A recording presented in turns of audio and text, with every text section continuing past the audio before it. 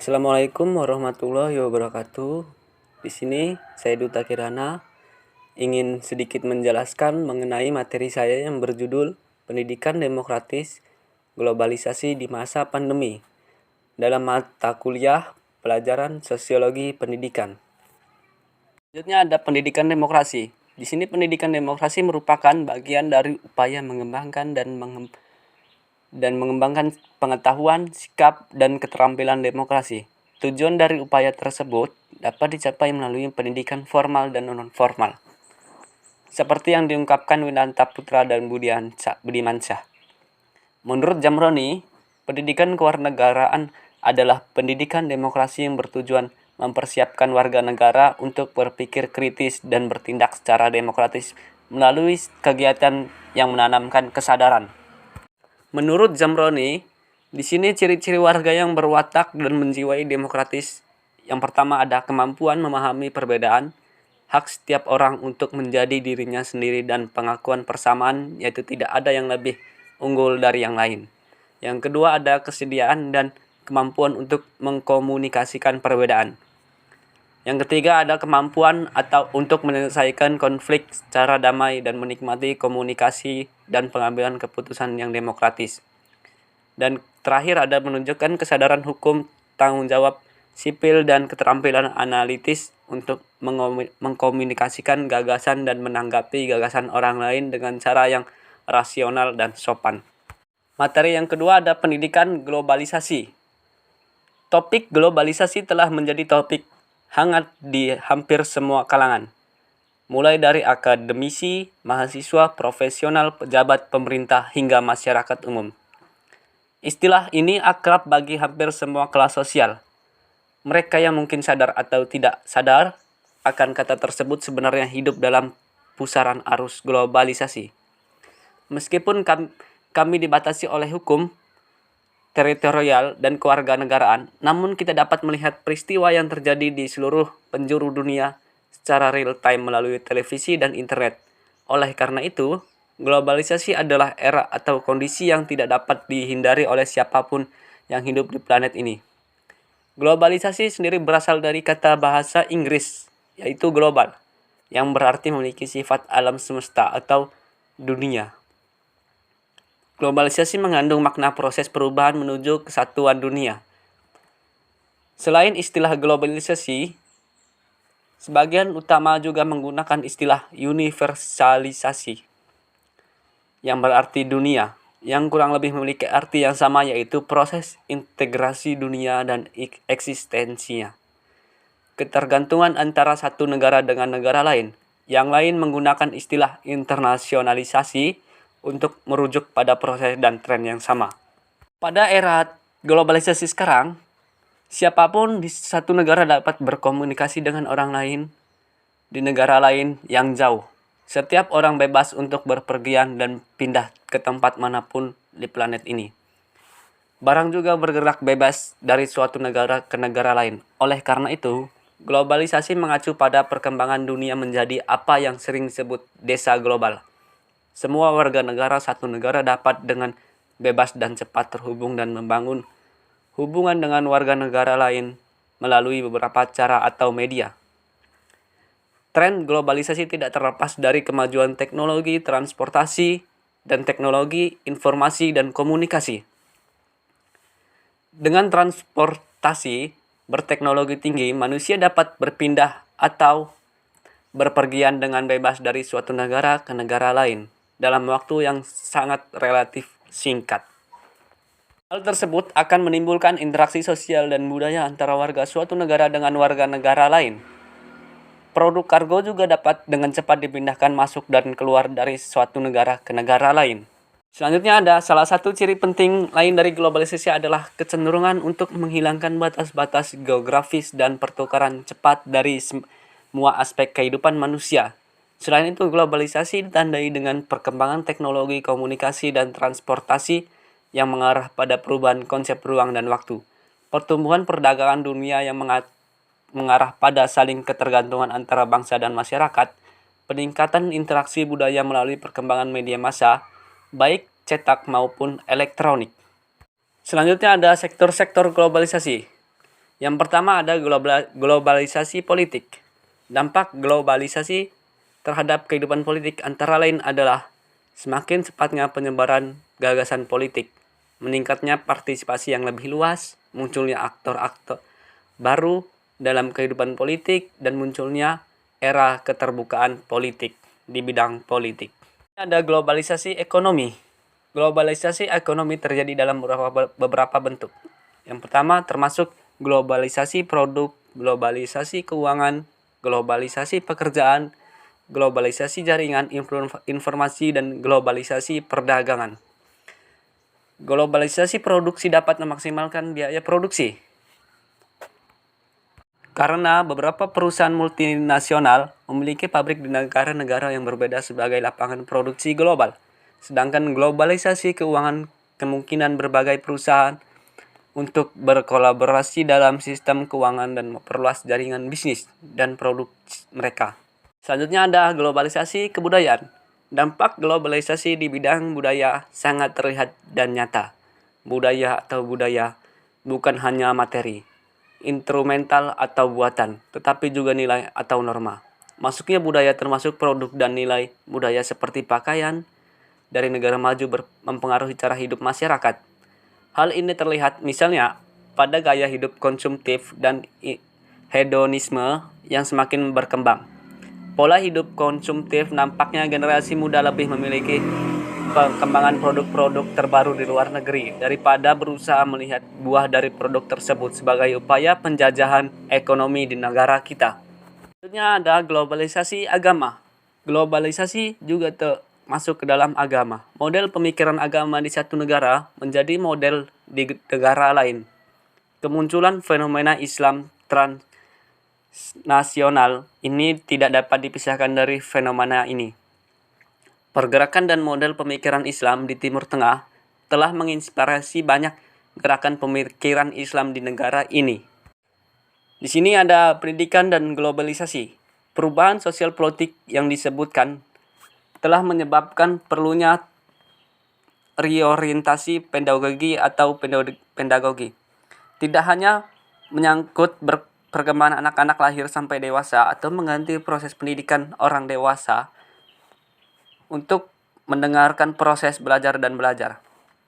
Tetap lebih komprehensif, yaitu menempatkan perkembangan dan kehidupan manusia dalam tatanan kehidupan global. Pedagogi dalam perkembangannya terbatas pada persoalan pendidikan mikro seperti perkembangan anak, proses belajar, lembaga pendidikan, biaya pendidikan, manajemen pendidikan, dan sebagainya. Materi yang terakhir ada di sini masalah pendidikan di masa pandemi dan prospeknya. Di sini pengertian pandemi sendiri dikenal coronavirus merupakan pandemi penyakit yang berlangsung tahun 2019 yang ditimbulkan sang sindrom pernafasan coronavirus 2 SARS-CoV-2. Wabah ini pertama kali diidentifikasi di Wuhan, Cina dalam Desember 2019. Organisasi Kesehatan Dunia menyatakan endemi itu menjadi kesehatan masyarakat darurat berdasarkan kepedulian internasional dalam 30 Januari dan pandemi dalam 11 Maret. Pada lepas 2 Juni 2020, lebih berdasarkan 6,2 juta masalah COVID sudah dilaporkan pada lebih berdasarkan 188 negara dan wilayah, yang menyebabkan lebih berdasarkan 375.000 kematian lebih. Berdasarkan 69 juta orang sudah pulih. Virus ini terutama ditularkan melalui kontak dekat antara orang-orang, paling sering melalui tetesan kecil yang dihasilkan saat batuk, bersin, dan berbicara. Langkah-langkah pencegahan yang disarankan adalah mencuci tangan, menutup mulut dan batuk. Menjauh dari orang lain, memakai topeng di tempat-tempat umum, dan juga mengamati dan mengisolasi diri orang yang dari mereka yang terinfeksi. Pihak berwenang di seluruh dunia telah bereaksi dengan pembatasan perjalanan, penghalang, pengendalian bahaya di tempat kerja, dan penutupan bisnis.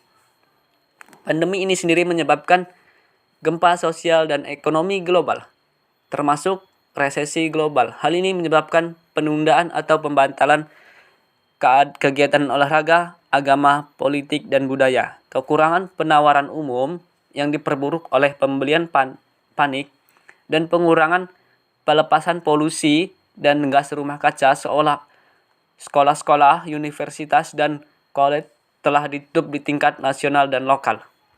Anak-anak di Indonesia sudah mulai merasakan krisis belajar.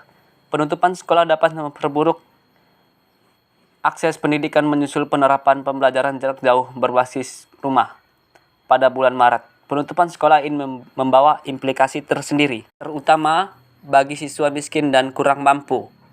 Pandemi ini sangat berefek pada pendidikan. Yang pertama ada efeknya, yaitu ada anak lebih sulit mengetahui pengetahuan. Yang kedua ada KPAI, akui krisis pendidikan pada anak-anak Indonesia. Di sini KPAI, kondisi krisis pendidikan ini kemudian juga diakui oleh Komisioner Komisi Perlindungan Anak Indonesia atau KPAI, Retno Listiarti. Berdasarkan hasil penelitian yang dilakukan KPAI terhadap dampak COVID-19 pada anak-anak Indonesia, dari diskusi online yang sama, Retno mengakui PJJ yang saat ini diberlakukan sebagai bagian dari upaya menekan penyebaran COVID-19 memunculkan fakta besarnya kesenjangan pendidikan antara kelompok yang mampu dan tidak mampu, mulai dari akses listrik, internet, serta kemampuan membeli pulsa dan komputer atau ponsel yang layak untuk belajar jarak jauh ternyata masih kurang memadai. Ini menyebutkan bahwa masih banyak anak yang tak memiliki kebebasan dalam mengikuti pembelajaran secara online. Inilah yang kemudian berdampak pada kehilangan kesempatan belajar yang layak. Padahal pendidikan merupakan salah satu hak anak yang wajib dipenuhi oleh pemerintah demi kesenjangan sosial dan ekonomi negara. Corona di sini sendiri menyebabkan perubahan paradigma di bidang pendidikan. Pelaksanaan kebijakan pendidikan dalam masa darurat penyebaran COVID-19 tertanggal 24 Maret 2020 yang isinya diantaranya yaitu ujian nasional, proses belajar dari rumah, ujian sekolah, kenaikan kelas, penerimaan peserta didik baru DB, dan dana bantuan operasional sekolah atau bantuan operasional pendidikan. Selanjutnya ada kebijakan pemerintah pada pertengahan Maret 2020. WHO menerapkan COVID-19 sebagai pandemi yang berdampak di banyak sektor di dunia, termasuk pendidikan.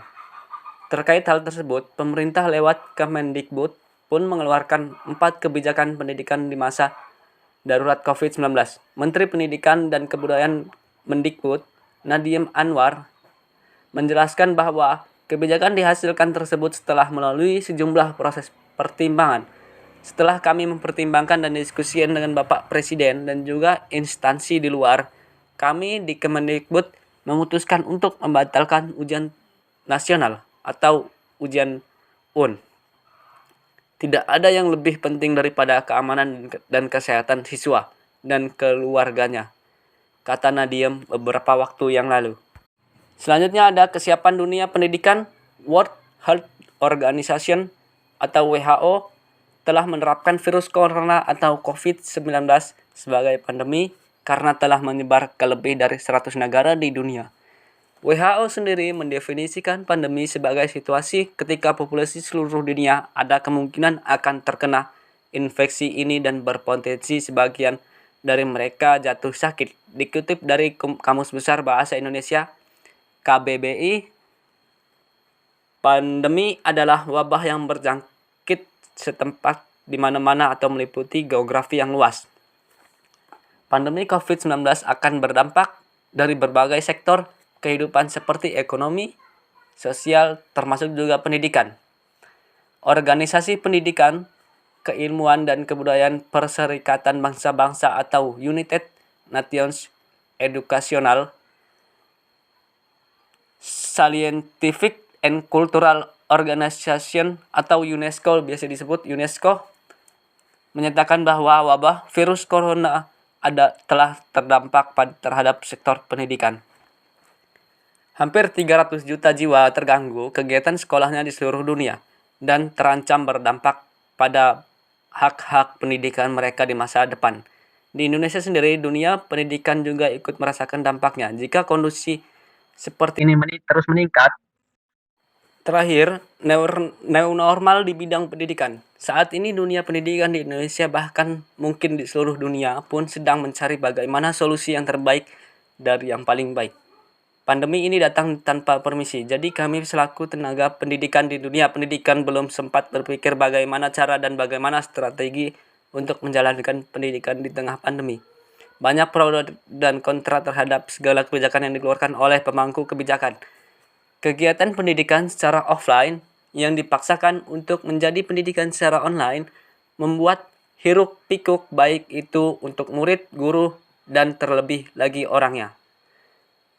Pada pembelajaran daring, pendidik dan peserta didik pada waktu yang sama dalam waktu aplikasi atau platform internet yang sama dapat berinteraksi satu sama lain layaknya pembelajaran konvensional yang dilakukan selama ini. Dalam cara luring, peserta didik melakukan pembelajaran secara mandiri tanpa terikat waktu dan tempat. Di sisi lain, e-learning secara sinkron hanya dapat terjadi secara daring. Meskipun pada kenyataannya kegiatan belajar mengajar secara e-learning telah dilakukan oleh beberapa perguruan tinggi dari sejak lama. Namun cara pembelajaran seperti ini adalah kesadaran awareness terhadap era industrial revolution, era yang membawa perubahan pada cara manusia dalam bekerja, berinteraksi, dan bertransaksi.